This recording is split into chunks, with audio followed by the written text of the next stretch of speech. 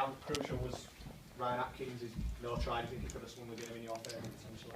Which one? The one that was disallowed for the knock-on in the second half. Oh, the knock-on one.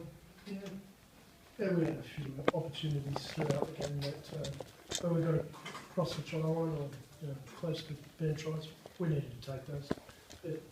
One or two of them, but yeah, not to be tonight. So, whether it's that one or some other opportunities that arose, you like to get a few of them, but sometimes you do and sometimes you don't. And was it costly? Yeah, it probably hurt us. What was such a tight match? I knew it was going to be a tight match straight throughout the week. I think it had a lot of indicators that it was going to be close, and that's where it panned out. So we make commiserations. Could you start with a clear picture in your mind of how many minutes you could expect from Sunday?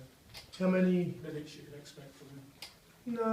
No, not really. No, it depended on how Clarkey went and how he was travelling. If Clarkey had been right for 80 minutes, he probably mightn't have got a showing. But he showed some of his glimpses of what he's capable of, and his first touch or first kick, created an error for us in our opponent's line. But it wasn't to be. We tried hard. I'm really proud of my team's efforts.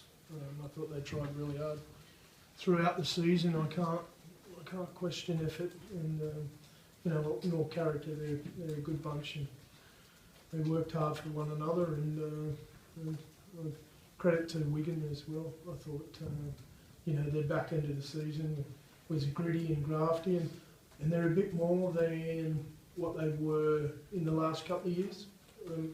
They've opened up. They play some more footy. They ask some questions, and it was when they got some of those second phases and those offloads that they actually, asked some questions and got us down the park. I thought they were, good in that respect, and I much prefer it. I'm not the coach there, and I'm not telling the coach how to do it over there, but because they've had a pretty good time themselves over the last few years. But it's not as much structure, and it's much, from what I'm, much more pleasurable to watch, and it's harder to coach against as well. So well done to them, and for them to make some adjustments from the Wigan way, and it's may be the bit that got them across the line.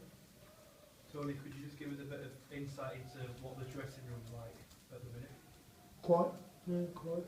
They just waited for a few words from me, and so there's some sad faces and long faces, but I don't know whether I've said it in this room before, but I've said it to a few occasions. If you can't handle losing a final, well, don't compete in one.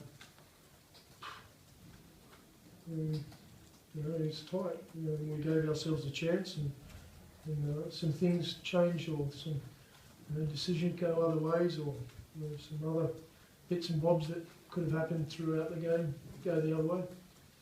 We would have had big smiles on our faces. It was a pretty good game of rugby league, pretty tough game, pretty nip and tuck, not much between the two. You end the season with one trophy and making 2 final appearances. Does this constitute a successful season for you? Well, it'd be disastrous for everybody else when it doesn't compete if it's not. If this was disappointing, listen, we want to win this one. We want to win them all. We're trying hard. That's all you can expect from human beings. People to try hard. We're trying hard.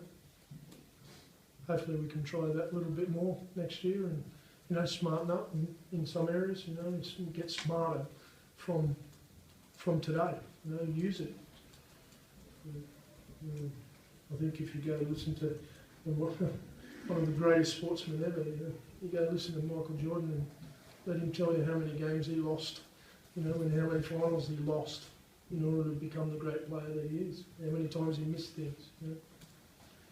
They're inspirational, and they're things that sports people need to use and learn from. Some of those tough defeats like today make you more determined, more strong. Maybe that the last couple of years was the difference for Wigan as well. You know, that they may have been the bit that got them across the line. I don't think you necessarily have to lose a final to win one.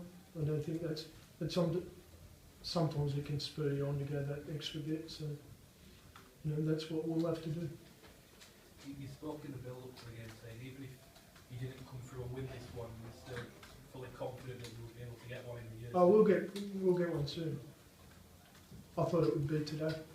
You know, we prepared well. We went into the game feeling good. We gave ourselves a chance. Could have been. Wasn't. So I'm pretty confident that it'll happen soon. What's the biggest thing you've learned from your 2 final defeats, Tony? Yeah, how close we've been to being the very best team in the comp. There was an awards night the other night, wasn't there? Is it Hull FC awards night? Something like that. Oh, Man of Steel. No, sorry, Man of Steel. We're pretty close. We didn't quite get it. We didn't quite get, you know, the being the best team in the competition. Although there's some argument that we were close. You know, I think to be the best, you've got to win the final. You know, the grand final. Cup is still very, very, very special. You know, because it's, you know, it's BBC. It's pinnacle of our knockout competition. It's London. You know, it's a great achievement. But you can win that from, you know, 10th position or from a different division in theory.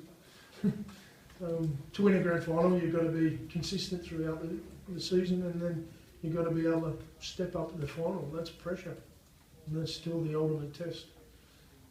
Close, needs to go.